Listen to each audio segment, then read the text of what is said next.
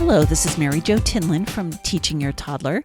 Today we're going to do something very special and read a story from the public domain. So sit back, relax, and enjoy the story. Welcome to the Teaching Your Toddler Storytime podcast for the Magic Mirror. You may recognize this story as something a little bit more along the lines of Snow White.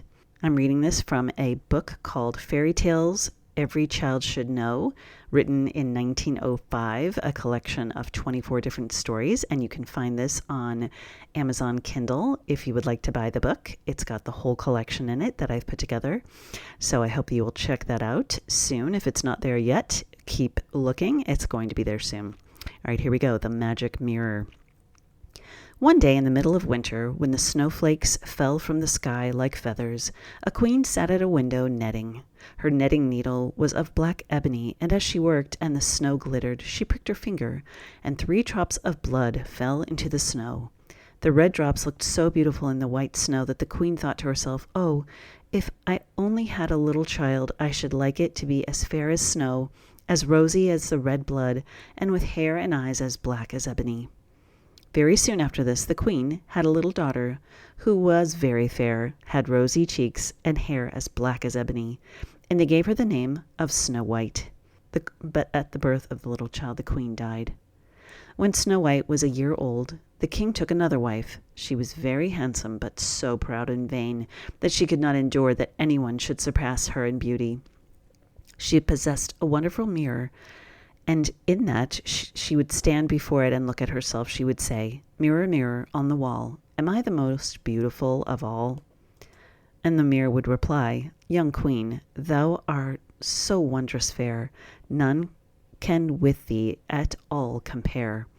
And then she would go away quite contented, for she knew the magic mirror could speak only the truth. Years went by, and as Snow White grew up, she became day after day more beautiful, till she reached the age of 7 years, and then people began to talk about her and say that she would be more lovely even than the queen herself. So the proud woman went to her magic looking glass and asked, "Mirror, mirror on the wall, am I the most beautiful of all?" But the mirror answered, "Queen, thou art lovely still to see, but Snow White will be 1,000 times more beautiful than thee." Then the queen was terrified and turned green and yellow with jealousy. If she had caught sight of Snow White at that moment, she would have been ready to tear her heart out of her body. She hated the maiden so fiercely. And this jealousy and envy grew every day stronger and stronger in her heart, like a disease, till she had no rest day or night. At last she sent for a hunter who lived in a near forest and said to him, "Hunter, I want to get rid of that child. Take her out into the woods, and if you bring me some proof that she is dead, I will reward you handsomely. Never let her appear before my eyes again." So the hunter enticed the child into the wood, but when he took out his hunting knife to thrust into Snow White's innocent heart, she fell on her knees and wept and said, "Oh, dear hunter, leave me my life. I will run away into the wild wood and never, never come home any more." She looked so innocent and beautiful as she knelt that the hunter's heart was moved with compassion. "Run away then, thou poor child," he cried. "I cannot harm thee." Snow White thanked him so sweetly and was out of sight in a few moments. "She will be devoured by wild beasts," he said to himself, but the thought that he had not killed her was as if a stone weight had been lifted from his heart.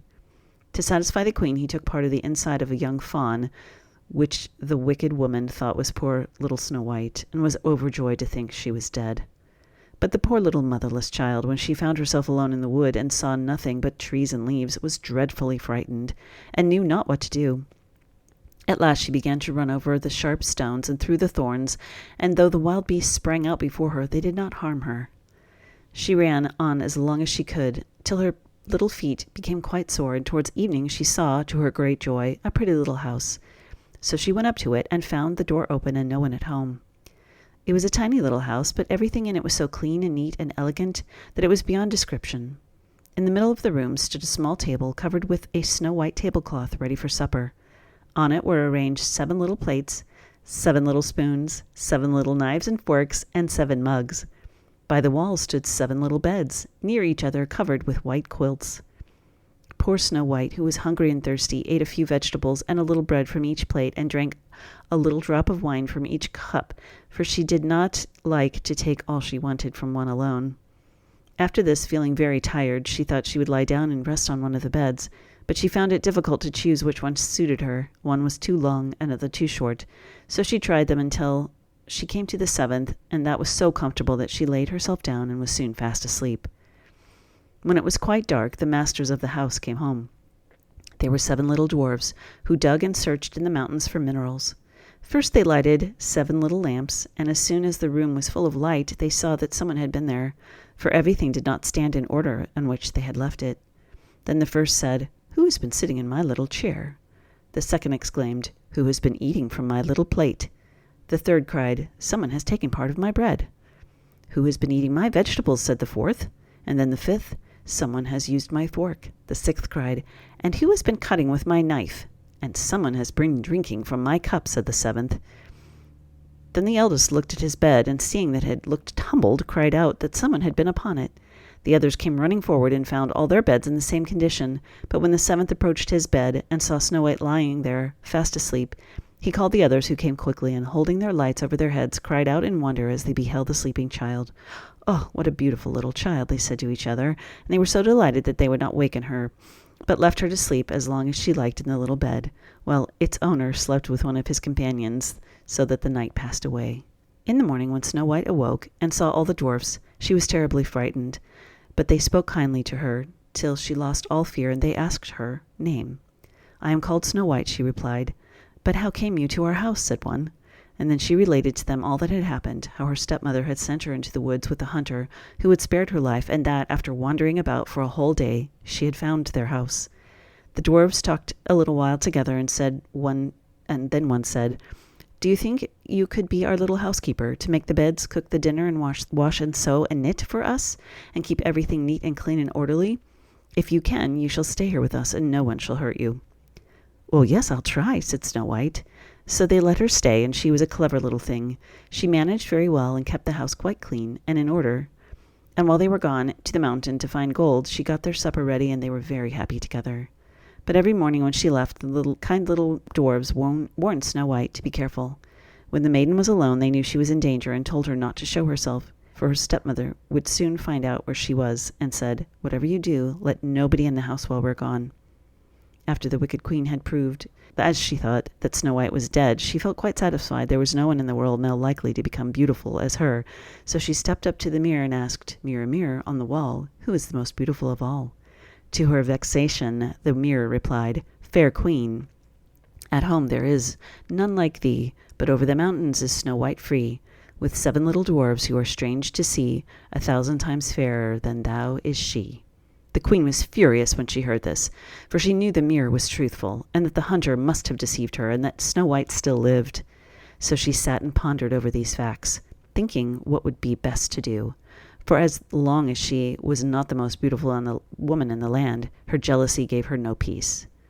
After a time she decided what to do. First she painted her face and whitened her hair, and then she dressed herself in an old woman's clothes, and was so disguised that no one could have recognized her. Watching the opportunity, she left the castle and took her way to the wood near the mountains, where the 7 little dwarves lived. When she reached the door, she knocked and cried, "Beautiful goods to sell, beautiful goods to sell." Snow White, when she heard that, peeped through the window and said, "Good day, old lady. What have you in your basket for me to buy?" "Everything that is pretty," she replied, "laces and pearls and earrings and bracelets of every color." And she held up her basket, which was lined with glittering silk. "I can let in this respectable old woman," thought Snow White. "She'll do me no harm." So she unbolted the door and told her to come in. Oh, how delightful Snow White was with the pretty things. She bought every trinket and a beautiful silk lace for her stays, but she did not see the evil eye that the old woman was watching her with. Presently she said, "Child, come here. I will show you how to lace your stays properly." Snow White had no suspicion, so she placed herself before the old woman that she may lace her stays. But no sooner was the lace in the holes that she began to lace so fast and pulled so tight that Snow White could not breathe, and presently fell down at her feet as if dead. "Now you are beautiful indeed," said the woman, and fancying she heard footsteps, she rushed away as quickly as she could.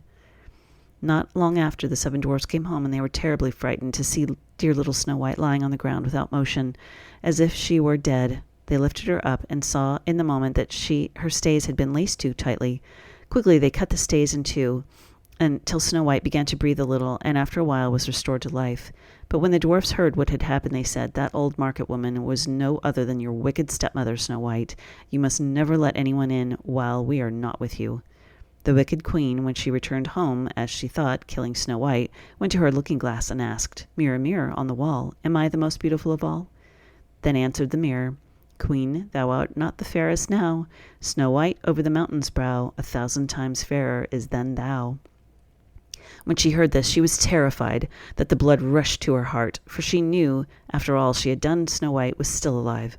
"I must think of something else," she said to herself, "to get rid of that odious child." Now this wicked queen had some knowledge of witchcraft, and she knew how to poison a comb, so that whoever used it would fall dead. This the wicked stepmother got ready and dressed herself again like an old woman, but quite different from the last. She started off to travel over the mountains to the dwarf's cottage. When Snow White heard the old cry, "Goods to sell, fine goods to sell," she looked out the window and said, go away, I must not let you in." "Look at this, then," said the woman. "You shall have it for your very own if you like." And she held up before the child's eyes the bright tortoise-shell comb which she had poisoned. Poor Snow White could not refuse such a present, so she opened the door and let the woman in, quite forgetting the advice of the dwarfs. After she had bought a few things, the old woman said, "Let me try this comb in your hair. It's so fine it will make it beautifully smooth and glossy." So Snow White, thinking no wrong, stood before the woman to have her hair dressed. But no sooner had the comb touched the roots of her hair than the poison took effect, and the maiden fell to the ground lifeless. "You paragon of beauty," said the wicked woman. "All that has just happened as I expected," and then she went away quickly. Fortunately, evening soon arrived, and the 7 dwarfs returned. When they saw Snow White lying dead on the ground, they knew at once that the stepmother had been there again. But on seeing the poisoned comb in her hair, they pulled it out quickly, and Snow White very soon came to herself and related all that had happened. Again they warned her not to let anyone in the house during their absence, and on no account to open the door. But Snow White was not very clever enough to resist her clever wicked stepmother, and she forgot to obey. The wicked queen felt sure now that she had really killed Snow White, and as soon as she returned home she went to the looking-glass and inquired, "Mirror, mirror on the wall, who is the most beautiful of all?" But the mirror replied, "Queen, thou art the fairest here, but not when Snow White is near. Over the mountains still she is, fairer than 1,000 times than thee." As the looking-glass thus replied, the queen trembled and quaked with rage. "Snow White shall die," she cried, "if it costs me my own life." Then she went into the lonely, forbidden chamber where no one was allowed to come, and poisoned a beautiful apple. Outwardly it looked ripe and tempting, of a pale green with rosy cheeks, so that it made everyone's mouth water to look at it, but whoever ate it, even a small piece, must die. As soon as this apple was ready, the wicked queen painted her face, disguised her hair, dressed herself as a farmer's wife, and went again over the mountains to the dwarf's cottage. When she knocked on the door, Snow White stretched her head out the window and said, "I dare not let you in. The 7 dwarfs have forbidden me." "But I'm all right," said the farmer's wife. "Stay, I'll show you my apples. Are they not beautiful? Let me make you a present of one." "No, thank you," said Snow White. "I dare not take it." "What?" cried the woman. "Are you afraid it's been poisoned? Look here now. I will cut the apple in half. You have the rosy cheek side, and I will eat the other." The apple was so cleverly made that the red side alone was poison. Snow White longed so much for the beautiful fruit. As she saw the farmer's wife eat one half, she thought she could no longer resist, but stretched out her hand from the window and took the poisoned half. But no sooner had she taken one mouthful than she fell on the ground dead. Then the wicked queen glanced in at the window with a horrible look in her eye and laughed aloud as she exclaimed, "White as snow, red as blood, and black as ebony, this time the dwarves will not be able to wake thee." And as soon as she arrived at home and asked the mirror who was the most beautiful in the land, it replied, "Fair queen, there is none in the land so beautiful as thou." Then had her envious heart rest, at least such a rest as a heart full of envy and malice ever can have. The little dwarfs, when they came home in the evening, found poor Snow White on the ground, but though they lifted her up, there were no signs of breath from her mouth, and they found she was really dead. Yet they tried every way to restore her. They tried to extract the poison from her lips. They combed her hair and washed it with wine and water, but all to no purpose. The dead child gave no sign of life, and at last they knew she was dead. Then they laid her on a bier, and the 7 dwarfs seated themselves round her and wept and mourned for 3 days. They would have buried her then, but there was no change in her appearance. Her face was as fresh, and her cheeks and lips were their usual color. They said, "We cannot lay this beautiful child in a dark, cold earth."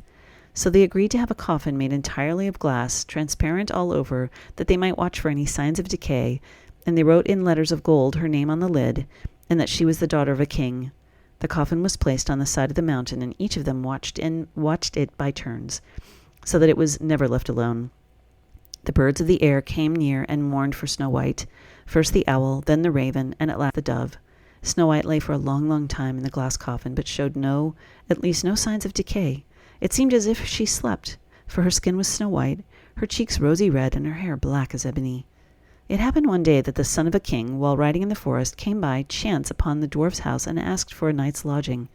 As he left the next morning, he saw the coffin on the mountainside with the beautiful Snow White lying on it, and read what was written on the lid in letters of gold. Then he said to the dwarves, "Let me have this coffin, and I will give it to you for it whatever you ask." And the elder dwarf answered, "We will not give it thee for all the gold in the world." But the prince answered, "Let me have it as a gift, then. I know not why, but my heart is drawn towards this beautiful child, and I feel I cannot live without her. If you will let me have her, she shall be treated with the greatest honor and respect of one dearly beloved." As he thus spoke, the good little dwarfs were full of sympathy for him, and gave him the coffin. And then the prince called his servants, and the coffin was placed on their shoulders, and they carried it away, followed by the king's son, who watched carefully. Now it happened that one of them made a false step and stumbled. This shook the coffin and caused the poisoned piece of apple which Snow White had bitten to roll out of her mouth. A little while after, she suddenly opened her eyes, lifted the coffin lid, raised herself, and was again alive. "Oh, where am I?" she cried. Full of joy, the king's son approached her and said, "Dear Snow White, you are safe. You are with me." Then he related to her all that had happened and what the little dwarves had told him about her, and said at last, "I love you better than all the world besides, dear little Snow White. You must come with me to my father's castle and be my wife." Then was Snow White taken out of the coffin and placed in a carriage to travel with the prince, and the king was so pleased with his son's choice that the marriage was soon after celebrated with great pomp and magnificence. Now it happened that the stepmother of Snow White was invited, among other guests, to the wedding feast. Before she left her house, she stood in all her rich dress before the magic mirror to admire her own appearance, but she could not help saying, "Mirror, mirror on the wall, am I the most beautiful of all?" And then to her surprise the mirror replied, "Fair queen, thou art the fairest here, but at the palace now the bride will prove 1,000 times more beautiful than thou." Then the wicked woman uttered a curse, and was so dreadfully alarmed that she didn't know what to do. At first she declared she would not go to this wedding at all, but she felt it impossible to rest until she had seen the bride, so she determined to go. But what was her astonishment and vexation when she recognized in the young bride Snow White herself had grown a charming young woman, and richly dressed in royal robes. Her rage and terror was so great that she stood still and could not move for some minutes. At last she went into the ballroom, but the slippers she wore were to her as iron bands full of coals of fire, in which she was obliged to dance, and so in the red glowing shoes she continued to dance until she fell dead on the floor, a sad example of envy and jealousy. Wow, that was a pretty crazy story. That is the story of the magic mirror, also known as Snow White and the Seven Dwarfs. I hope you enjoyed it. This has been the Teaching Your Toddler Storytime podcast. I hope you enjoyed it, and I hope that you will share this podcast with your friends, and I hope that you'll leave us a great rating on whatever platform you are listening to it on. Please find us on Facebook, on Twitter, on Instagram, and also at our website at teachingyourtoddler.com. There's a whole page dedicated to Storytime, so you can look for all the different Storytime podcasts we've recorded, and I hope you enjoy it. Thanks so much. And just a reminder that this story and 23 others are available in my book, Fairy Tales Every Child Should Know, available on Amazon. So check it out there, or the link is in the show notes as well. Thanks so much.